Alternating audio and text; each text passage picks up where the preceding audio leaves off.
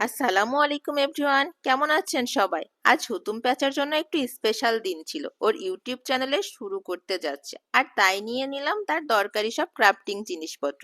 বাসায় ফিরে আসতেই শুরু হলো সবচেয়ে মজার পর্ব, জিনিসপত্র খুলে দেখা।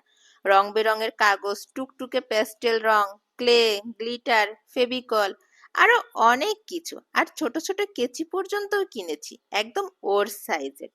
হুতুম একদম প্যাঁচার মতো না থেকে ছোট্ট এক আর্টিস্টে বদলে গেল।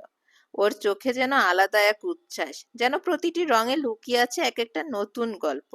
খুব শীঘ্রই আসছে ওর প্রথম ভিডিও। তো সবাই ওর জন্য দোয়া করবেন, ও যেন ভালো কিছু আপনাদের মাঝে উপহার দিতে পারে। আর এটা তো একদম হুতুম প্যাঁচার মতোই একটা চশমিশ। এটা খুবই ভালো লেগেছে আমার কাছে। তো আজকে আমার ভিডিওটা কেমন লাগলো? যদি ভালো লেগে থাকে লাইক, কমেন্ট এবং শেয়ার দিয়ে পাশে থাকবেন। আল্লাহ হাফেজ।